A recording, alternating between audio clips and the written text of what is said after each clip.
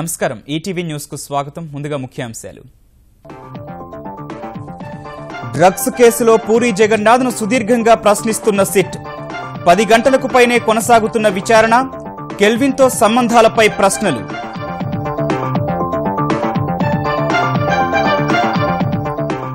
రేపు శ్యామ్ కే నాయుడిని ప్రశ్నించనున్న సిట్ మాదక ద్రవ్యాలు తీసుకునే అలవాటు తమ కూతురుకు లేదని చార్మి తండ్రి బహిరంగ లేఖ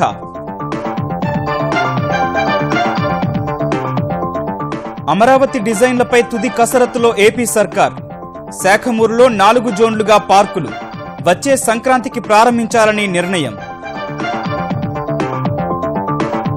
హైదరాబాద్లో ఎలివేటెడ్ ఎక్స్ప్రెస్ హైవేల నిర్మాణానికి మార్గం సుగమం కంటోన్మెంట్ భూములిచ్చేందుకు రక్షణ శాఖ ఆమోదం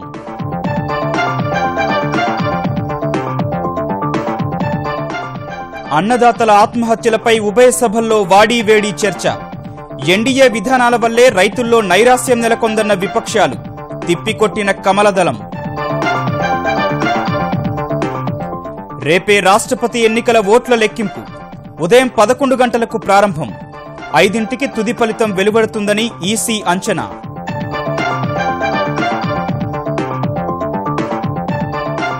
సరిహద్దుల్లో మరోసారి కవ్వింపు చర్యలకు దిగిన చైనా టిబెట్లోని మారుమూల ప్రాంతాల్లో సైనిక దళాల మోహరింపు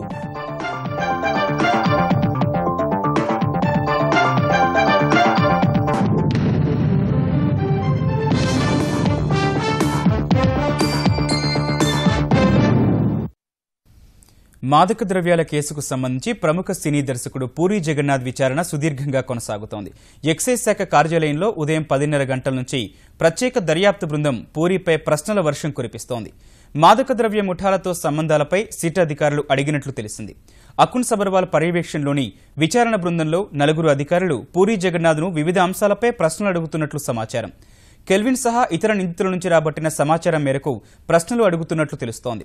మధ్యలో భోజన విరామం ఇచ్చిన తర్వాత మళ్లీ విచారణ కొనసాగించారు. ఇదే సమయంలో నార్కోటిక్ విభాగం అధికారుల బృందం సైతం ఆబ్కారీ శాఖ కార్యాలయానికి చేరుకుని పరిస్థితిపై ఆరా తీసింది. సాయంత్రం ఉస్మానియా వైద్యుల బృందం ఆబ్కారీ శాఖ కార్యాలయానికి రావడం కాసేపు ఉత్కంఠను రేపింది. నేటితో పూరి జగన్నాథ్ విచారణ పూర్తి కానుండగా రేపు కెమెరామెన్ శ్యామ్ కే నాయుడిని సిట్ అధికారులు విచారించనున్నారు. సినీ నటి చార్మికి మత్తు పదార్థాల వ్యవహారంతో ఎలాంటి సంబంధం లేదని ఆమె తండ్రి దీప్ సింగ్ ఉప్పల్ స్పష్టం చేశారు.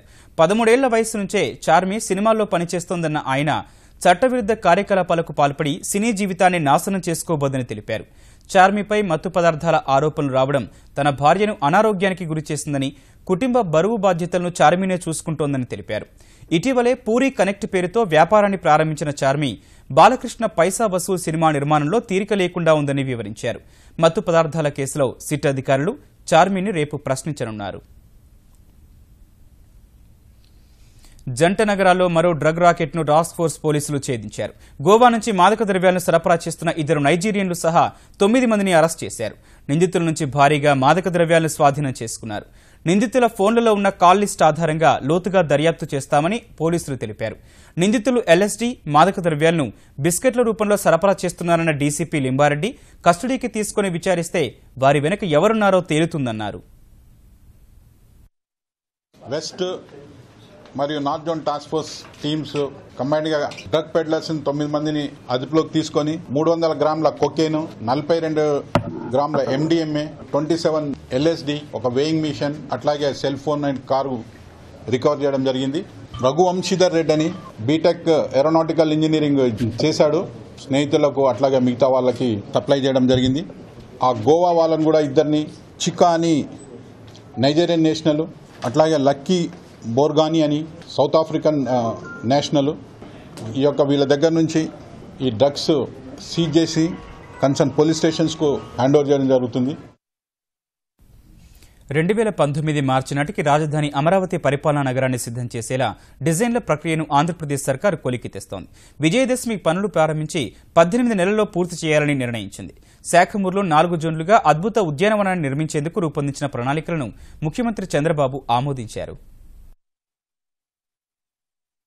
అమరావతి పరిపాలనా నగరంపై సీఆర్టీ అధికారులతో ముఖ్యమంత్రి చంద్రబాబు సమీక్ష నిర్వహించారు. విజయదశమికి పనులు మొదలుపెట్టేలా కార్యాచరణ ప్రణాళికను సీఆర్టీఏ కమిషనర్ శ్రీధర్ ముఖ్యమంత్రి ముందుంచారు. ఆగస్టు 15 నాటికి శాసనసభ, 30 నాటికి హైకోర్టు భవంతుల తుది ఆకృతుల్ని ఫోస్టర్ అండ్ పార్ట్నర్స్ అందిస్తారని, అందుకనుగుణంగా కార్య ప్రణాళికను సిద్ధం చేశామని వివరించారు. 25 జాతీయ, అంతర్జాతీయ విద్యాసంస్థలు అమరావతికి రావడానికి ఆసక్తి కనబరుస్తున్నట్లు చంద్రబాబుకు తెలిపారు. ప్రపంచ శ్రేణి ప్రమాణాలతో కూడిన విద్య కోసం దేశం యావత్తూ అమరావతి వచ్చేలా ప్రఖ్యాత విద్యా సంస్థల్ని రప్పించారన్న చంద్రబాబు అవసరమైతే ఉచితంగా భూమిని అందించేందుకు సిద్ధమన్నారు. విజయవాడలో రోడ్లపై దృష్టి సారించాలని, రైల్వే స్టేషన్, బస్ స్టేషన్ నుంచి కనకదుర్గ గుడికి వెళ్లే మార్గాల్ని ప్రత్యేక జోన్గా అభివృద్ధి చేయాలని కోరారు. ఆ జోన్లోకి బయటి వాహనాలు అనుమతించకుండా ప్రత్యేక రవాణా వ్యవస్థ ఉండాలని సూచించారు. శాఖమూరులో నిర్మించే ఉద్యానవనం వినోద విహార కేంద్రంగానే కాకుండా సాంస్కృతిక వారసత్వ చిహ్నంగా ఉండాలని సూచించారు. శాఖమూరు ఉద్యాన కేంద్రంపై అహ్మదాబాద్ కు చెందిన HCP design, planning and management సంస్థ ఇచ్చిన ప్రణాళికను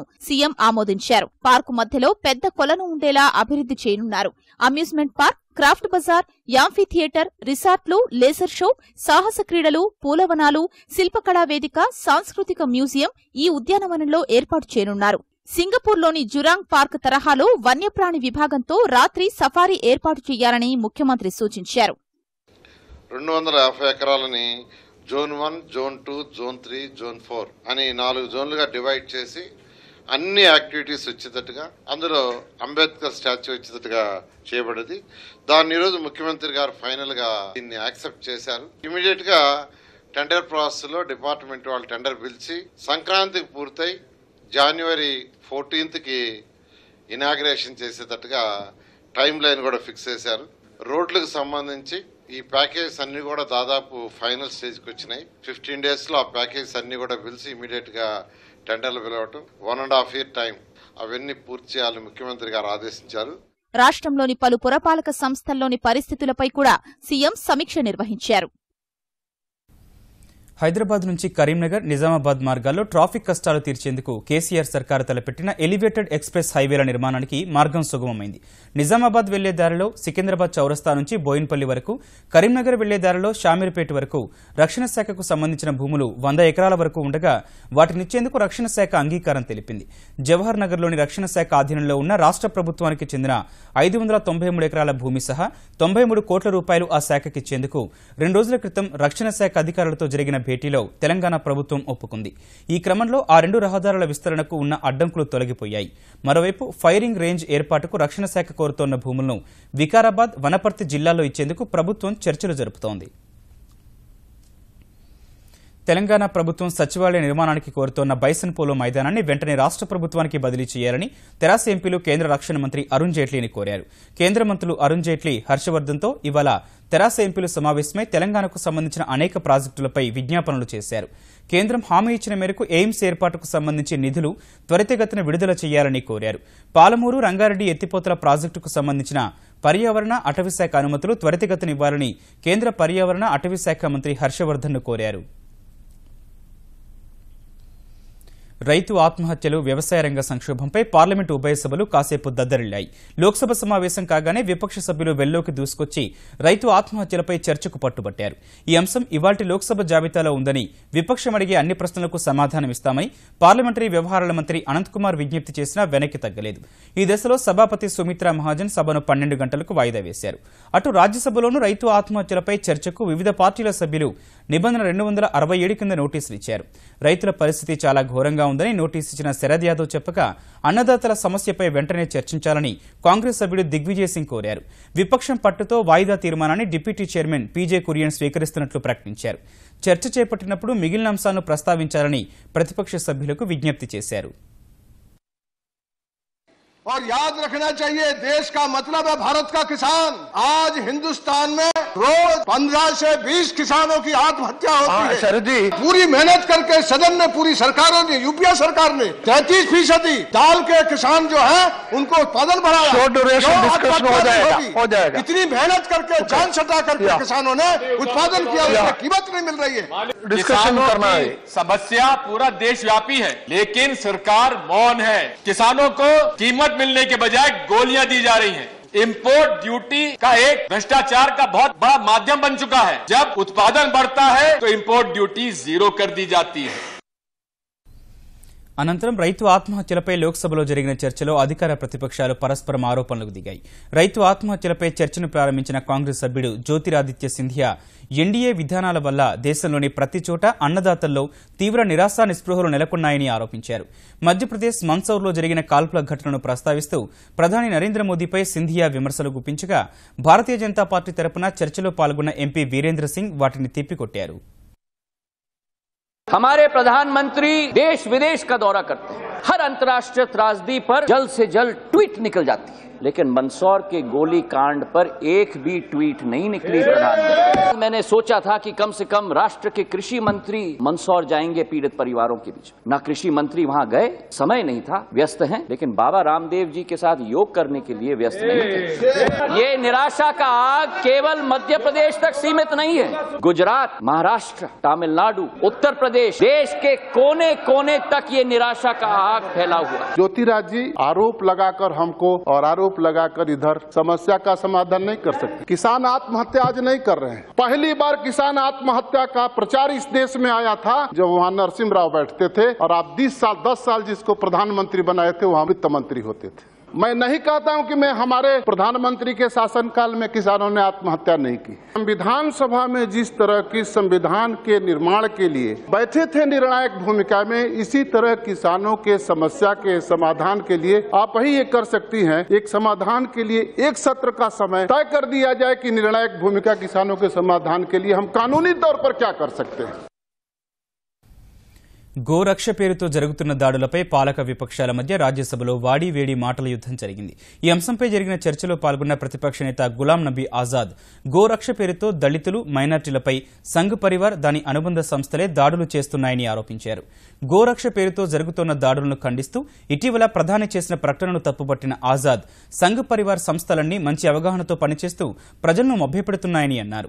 ఈ విమర్శలను తిప్పికొట్టిన కేంద్ర మంత్రి ముఖ్తార్ అబ్బాస్ నఖ్వీ మోదీ ప్రభుత్వాన్ని విమర్శించడానికి అంశాలు లేకనే అసహనం, అవార్డుల వాపసు పేరుతో కొన్ని శక్తులు కొత్త నాటకాలు వేస్తున్నాయని విమర్శించారు.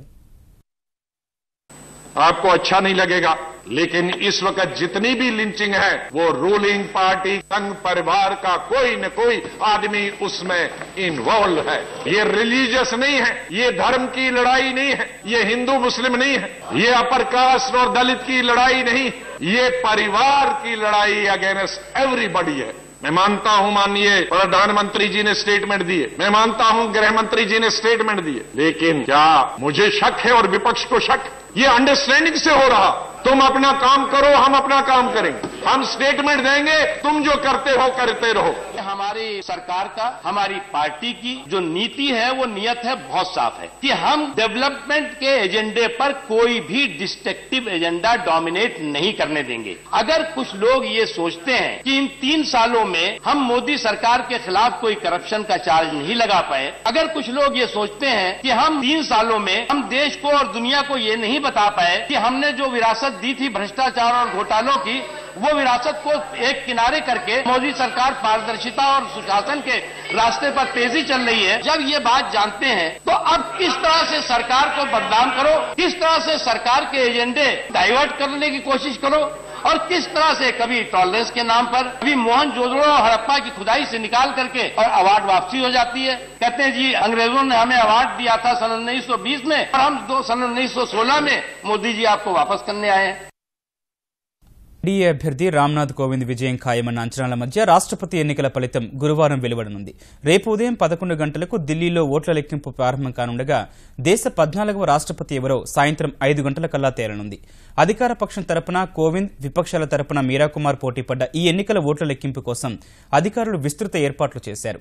పార్లమెంటు హౌస్ పోలింగ్ కేంద్రానికి సంబంధించిన బ్యాలెట్ పెట్టెతో లెక్కింపు ప్రారంభించనున్న అధికారులు తర్వాత వేర్వేరు రాష్ట్రాల నుంచి వచ్చిన బ్యాలెట్ పెట్టెల్ని అక్షర క్రమంలో తెరచి లెక్కిస్తారు.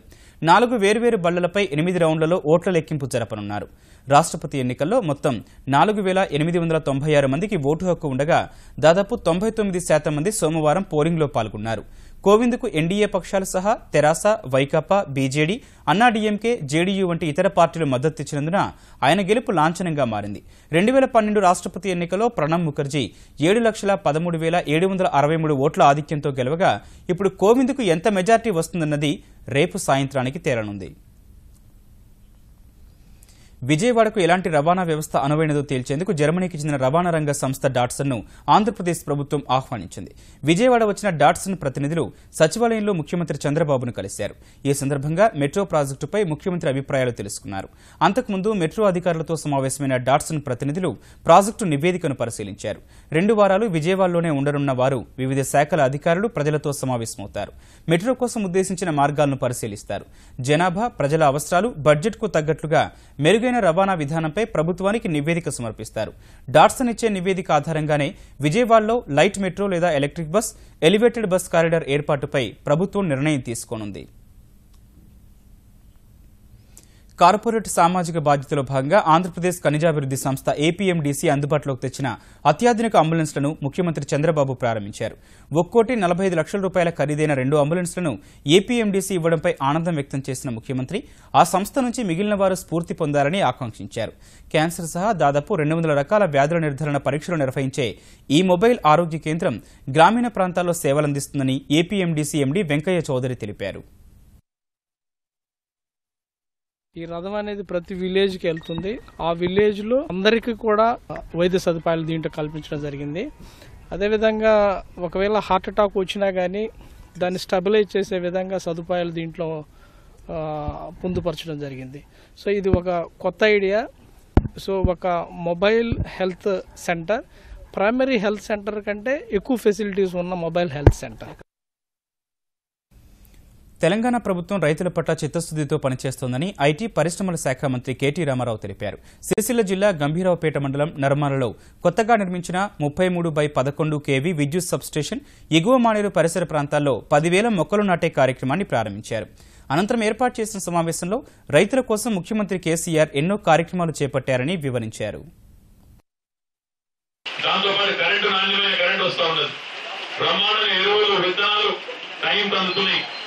వచ్చే యాసంగి పంట నుంచి 4,000 రూపాయల చొప్పున ఎకరానికి రైతు చిన్న రైత పెద్ద రైత అని కాదు, అందరూ రైతులకు కూడా రాష్ట్ర వ్యాప్తంగా పెట్టుబడులు కూడా ప్రభుత్వం ఇచ్చే విధంగా భారతదేశంలో మొట్టమొదటిసారి ఏ రాష్ట్రంలో జరిగిన విధంగా గొప్ప కార్యక్రమానికి మన ముఖ్యమంత్రి గారు శ్రీకారం చుట్టబోతా ఉన్నారు. మధ్యమానేరు ప్రాజెక్టు కాలువల పనులను యుద్ద ప్రాతిపదికన పూర్తి చేయాలని తెలంగాణ నీటిపారుదల శాఖ మంత్రి హరీష్ రావు ఆదేశించారు. మధ్యమానేరు సహా వివిధ ప్రాజెక్టుల భూసేకరణ పనుల పురోగతిపై సచివాలయం నుంచి దూరదృశ్య సమీక్ష చేసిన హరీష్ మధ్యమానేరులో 10 టీఎంసీల నీరు నిల్వ చేసి 80,000 ఎకరాల సాగులోకి తెచ్చేందుకు 8వ ప్యాకేజీలో పెండింగ్ ఉన్న 200 ఎకరాల భూసేకరణ వెంటనే పూర్తి చేయాలని చెప్పారు. ముంపు బాధితుల సహాయ పునరావాస సమస్యల పరిష్కారానికి అత్యంత ప్రాధాన్యం ఇవ్వాలని, పనుల్లో జాప్యం చేయరాదని అన్నారు. నిర్వాసితులకు పరిహారం చెల్లింపు ప్రక్రియ యుద్ద ప్రాతిపదికన పూర్తి చేయాలన్న ఆయన పునరావాస కాలనీలో కనీస సౌకర్యాలు ఏర్పాటు చేయాలని సూచించారు.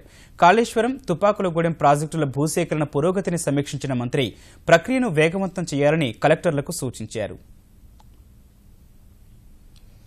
ప్రతి ఒక్కరూ సామాజిక బాధ్యతగా ట్రాఫిక్ నిబంధనలు పాటిస్తే ఎలాంటి ప్రమాదాలు జరగవని సినీ దర్శకుడు రాజమౌళి, సినీ నటుడు అల్లు అర్జున్ అన్నారు.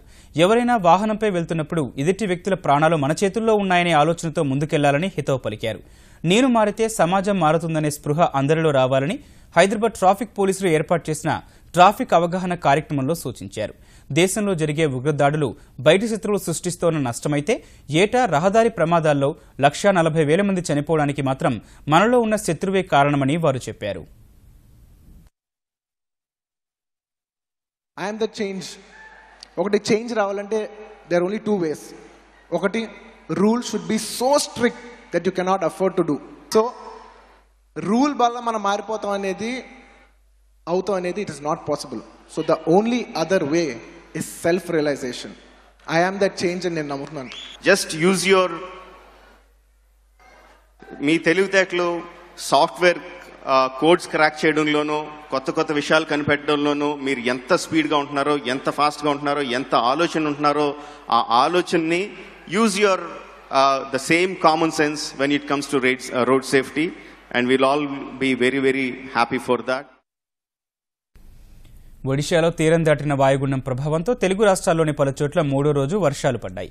కృష్ణా జిల్లా గన్నవరం నియోజకవర్గంలో బాపులపాడు, ఉంగుటూరు, గన్నవరం, విజయవాడ గ్రామీణ మండలాల్లో పంట పొలాల్లో నీరు చేరింది. విజయవాడలో వర్షాలకు వాహనదారులకు ఇబ్బందులు తప్పలేదు. యనమల కుదురు లాకుల వద్ద నీటి ప్రవాహం పెరిగింది. శ్రీకాకుళం జిల్లాలో పలు చోట్ల వానలు పడగా విశాఖ జిల్లా సీలేరు జలాశయం వద్ద నీటి ప్రవాహం పెరగ్గా లోతట్టు ప్రాంతాల ప్రజలను అధికారులు అప్రమత్తం చేశారు. తూర్పు గోదావరి జిల్లాలోని లంక గ్రామాల్లో వరదల వల్ల ప్రజలు ఇబ్బందులు పడుతున్నారు. కోనసీమలో వశిష్ట, గౌతమి, వైనతయ్య గోదావరి నదీపాయల వద్ద జలకళ సంతరించుకుంది. ఊడిమూడి లంక, బూరుగు లంక, జీ పెదపూడి లంకల్లోకి రాకపోకలు సాగించేందుకు పడవలను ఆశ్రయిస్తున్నారు. ధవళేశ్వరం ఆనకట్ట నుంచి 1,50,000 క్యూసెక్కుల నీటిని సముద్రంలోకి విడుదల చేస్తున్నారు. ఇటు హైదరాబాద్లో ఈ ఉదయం నుంచి పలు ప్రాంతాల్లో వర్షం పడి రోడ్లపైకి నీరు చేరింది. ఈ పరిస్థితిలో పలు చోట్ల ట్రాఫిక్కు అంతరాయం ఏర్పడింది. తెలంగాణలోని ఇతర జిల్లాల్లో కూడా వర్షాలు కురిశాయి. సిక్కిం డోక్లాం ప్రాంతంలో భారత్ చైనా సైనికుల మధ్య ప్రతిష్టంభన నెలకొన్న వేళ టిబెట్లోని మారుమూల ప్రాంతాల్లో చైనా భారీ ఎత్తున సైన్యాన్ని మోహరిస్తోంది.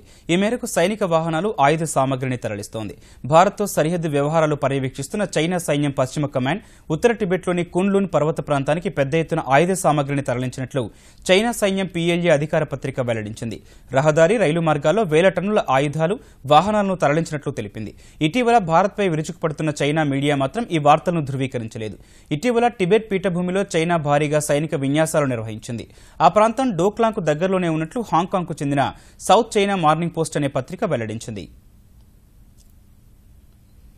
అనూహ్య పరిణామాల మధ్య నాగాలాండ్లో కొత్త ప్రభుత్వం కొలువు తీరింది. Nagaland people's front NPF majority ఎమ్మెల్యేలు తిరుగుబాటు చేయగా బల పరీక్ష కోసం నిర్వహించిన శాసనసభ ప్రత్యేక భేటీకి లీ జుత్సు గైర్హాజరయ్యారు. లీ జుత్సు శాసనసభకి రాని పరిస్థితిలో సభను నిరవధికంగా వాయిదా వేసిన స్పీకర్ ఇమ్ తివాపాంగ్ ఈ మేరకు గవర్నర్కు నివేదిక ఇచ్చారు. స్పీకర్ నివేదికను అనుసరించి జెలియాంగ్ను ముఖ్యమంత్రి పదవిలో నియమిస్తూ గవర్నర్ ఆదేశాలిచ్చారు. ఈ నెల 22 లోపు శాసనసభలో బలం నిరూపించుకోవాలని జెలియాంగ్కు స్పష్టం చేశారు. మొత్తం 59 మంది సభ్యులు ఉన్న నాగాలాండ్లో అధికార NPFకు చెందిన 43 మంది ఎమ్మెల్యేలు జెలియాంగ్ నేతృత్వంలో జూలై 15న తిరుగుబాటు చేశారు. ఈ పరిస్థితిలో జూలై 15 నాటికి బలం నిరూపించుకోవాలని అప్పటి ముఖ్యమంత్రి లీ జుత్సును గవర్నర్ PB ఆచార్య ఆదేశించారు. ఈ మేరకు నిర్వహించిన ప్రత్యేక భేటీకి లీ జుత్సు గైర్హాజరు కాగా జెలియాంగ్కు ముఖ్యమంత్రి పదవి దక్కింది. దేశంలో 2 కాలమానాలు అనుసరించే అంశాన్ని చురుగ్గా పరిశీలిస్తామని కేంద్రం లోక్సభలో ప్రకటించింది. దేశంలో తూర్పు, పశ్చిమ ప్రాంతాల మధ్య సమయం 2 గంటలు తేడా ఉందని బీజేడీ సభ్యుడు భర్తృహరి మెహతా ప్రస్తావించారు. ప్రస్తుత కాలమాన ప్రకారం ఉదయం 4 గంటలకే అరుణాచల్ ప్రదేశ్లో సూర్యుడు ఉదయిస్తుంటే 10 గంటలకు గానీ కార్యాలయాలు ప్రారంభం కావటం లేదని ఆయన గుర్తు చేశారు. కేంద్ర శాస్త్ర సాంకేతిక శాఖ ఈ అంశంపై ఇప్పటికే అధ్యయనం జరిపిందన్న ఆయన దేశంలో 2 కాలమానాలు ఉంటే 270 కోట్ల యూనిట్ల విద్యుత్ ఆదా చేయవచ్చని సూచించారు. ఈ అంశాన్ని తీవ్రంగా పరిశీలిస్తామని పార్లమెంటరీ వ్యవహారాల మంత్రి అనంత్ కుమార్ హామీ ఇచ్చారు.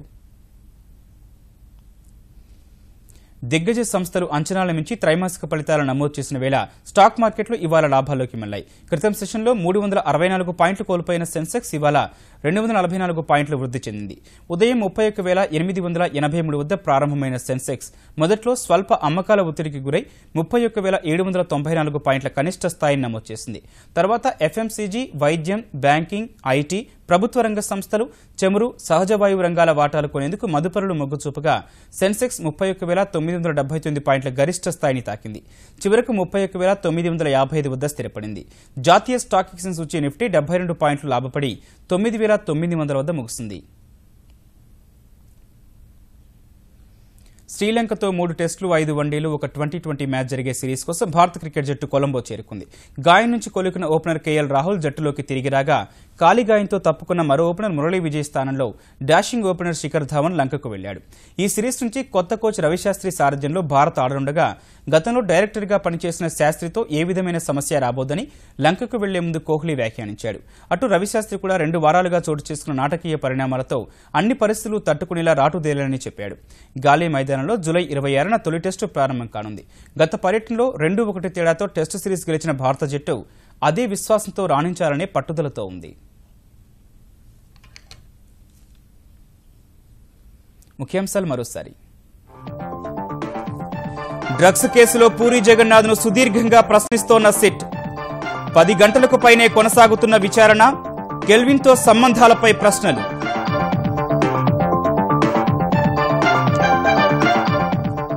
రేపు శ్యామ్ కే నాయుడుని ప్రశ్నించనున్న సిట్.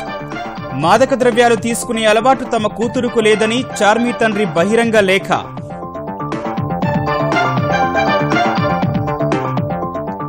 అమరావతి డిజైన్లపై తుది కసరత్తులో ఏపీ సర్కార్. శాఖమూరులో 4 జోన్లుగా పార్కులు వచ్చే సంక్రాంతికి ప్రారంభించాలని నిర్ణయం. హైదరాబాద్లో ఎలివేటెడ్ ఎక్స్ప్రెస్ హైవేల నిర్మాణానికి మార్గం సుగమం. కంటోన్మెంట్ భూములిచ్చేందుకు రక్షణ శాఖ ఆమోదం.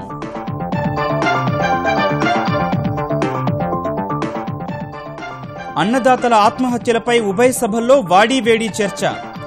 ఎన్డీఏ విధానాల వల్లే రైతుల్లో నైరాశ్యం నెలకొందన్న విపక్షాలు. తిప్పికొట్టిన కమలదళం. రేపే రాష్ట్రపతి ఎన్నికల ఓట్ల లెక్కింపు. ఉదయం 11 గంటలకు ప్రారంభం. 5ంటికి తుది ఫలితం వెలువడుతుందని ఈసీ అంచనా.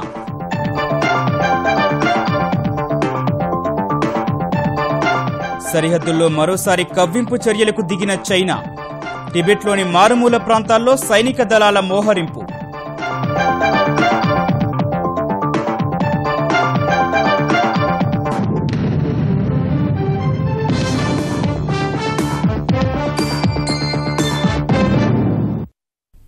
ఈటీవీ న్యూస్ సమాప్తం. నమస్కారం.